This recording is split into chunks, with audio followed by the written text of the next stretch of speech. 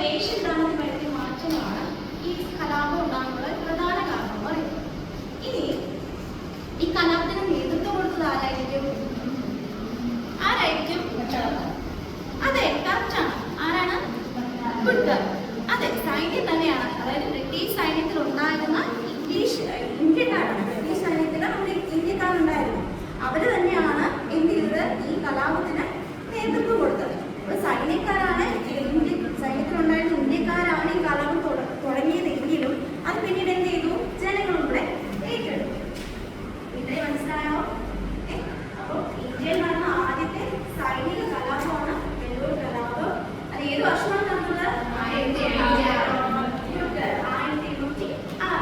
എവിടെയാണ് നടന്നത്? തമിഴ്നാട്ടിലെ വെല്ലൂർ എന്ന് പറയുന്ന സ്ഥലത്താണ് നടന്നത്. പ്രധാന കാരണം എന്ന് പറയുന്നത് എന്താണ്? അതെ, ബ്രിട്ടീഷ് സൈന്യത്തിലുണ്ടായിരുന്ന ഇന്ത്യക്കാരുടെ വേഷവിധാനത്തിൽ വരുത്തിയ മാറ്റങ്ങളാണ് ഇതിന് പ്രധാനപ്പെട്ട കാരണം എന്ന് പറയുന്നത്.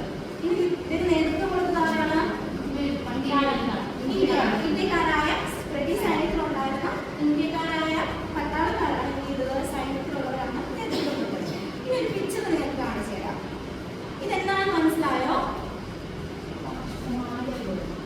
അതെ, കറക്റ്റാണ്. സ്മാരകം മനസ്സിലായല്ലോ? അപ്പം തെറ്റ് കണ്ടായിരുന്നോ? ഓക്കെ. അപ്പം വെല്ലൂർ കലാപത്തിന്റെ സ്മാരകമാണ് കേട്ടോ. വെല്ലൂർ കലാപത്തെ തുടർന്ന് അവിടെ സ്ഥാപിച്ച ഒരു സ്മാരകമാണിത് കേട്ടോ. ഇത് ബ്രിട്ടീഷുകാരെ അടിച്ചമർത്തിയെങ്കിലും തുടർന്നുള്ള കലാപത്തിനൊക്കെ ഇതൊരു പ്രചോദനമായിട്ട് മാറി. നിങ്ങൾക്ക് വെല്ലൂർ കലാപത്തെ കുറിച്ച് മനസ്സിലായോ? ഒരൊക്കെ പറയാമോ? ആർക്ക് പറയാം? ആർക്ക് പറയാമോ?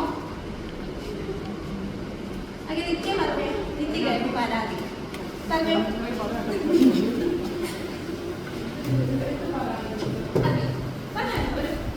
എല്ലാം കൂടി പറഞ്ഞു. ഷോർട്ട് എടുക്കും.